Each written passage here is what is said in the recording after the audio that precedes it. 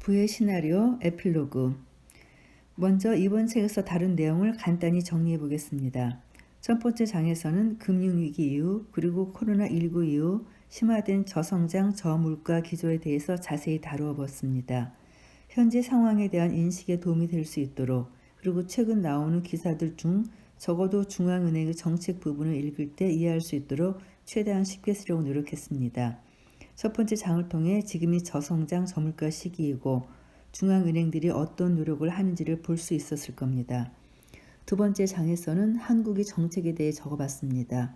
사람들이 가장 궁금해하는 것 중에 금리는 계속 내리면 좋은 것 아닌가라는 질문에 대한 답을 하면서 우리나라가 FED처럼 양적 완화 등을 마음껏 하는 것이 어려운 이유에 대해 설명했습니다. 세 번째 장에서는 왜 지금 중앙은행들이 인플레이션보다 디플레이션에 더 신경을 쓰는지를 정리해 보았죠. 그리고 이를 인식한 FED의 정책 스탠스가 인플레이션 파이터에서 디플레이션 파이터로 전환해 왔던 과정 역시 다루어 보았습니다. 그리고 왜 이런 노력을 경주하고 있음에도 불구하고 물가가 오르지 않는지를 자세히 설명했죠. 거기에다 저성장 저물가 상황에서 빠져나오기 위해 필요한 고압 경제가 무엇인지 알아봤습니다. 마지막 장이 핵심인데요.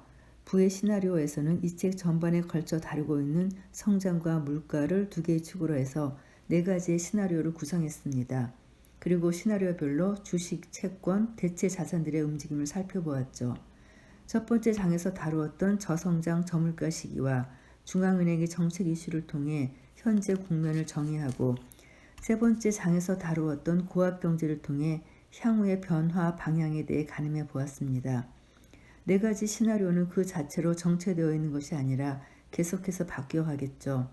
현재는 저성장 저물가 시나리오지만 고압 경제를 통해 다른 시나리오 국면으로 변화할 수 있습니다. 우리는 그런 변화에 대비할 수 있도록 다양한 시나리오를 예상하며 내 포트폴리오를 지킬 수 있는 계획을 세워야 한다는 것을 당부했습니다. 이번 책처럼 여러 가지 주제로 짤막한 글을 쓰다 보면 어떤 일련의 흐름이 없이 지식이 나열이 되어버리는 문제가 생기곤 합니다. 저도 이런 점을 크게 우려했기에 초기 책의 기획 단계에서 고민을 많이 했습니다. 토막글을 하나로 끼워낼 수 있는 핵심 메시지를 잡고 그 메시지를 설명하기 위해 챕터를 나누고 배치해서 자연스럽게 설명이 이루어질 수 있도록 노력했습니다. 기획은 그렇게 했지만 실제 읽었을 때 복잡하게 혹은 흐름이 이어지지 않는 것처럼 느껴진다면 그건 저의 불찰이라고 생각합니다.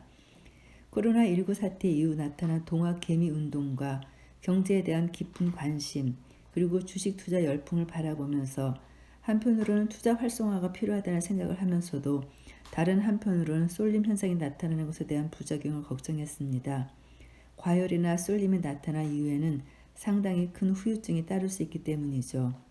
이에 포트폴리오 분산 투자에 대한 메시지를 전하고자 했고 단순히 여러 자산을 나누어 사라는 조언보다는 경제 상황을 반영한 시나리오 베이스의 포트폴리오 분산 투자를 고민해 볼 것을 제안하고 싶었습니다.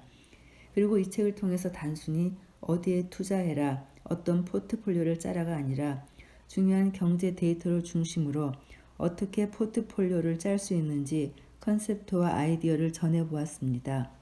설명한 네 가지 시나리오를 보다 깊이 있게 학습한다면 더 풍성하고 효과적인 포트폴리오가 만들어질 것으로 기대합니다.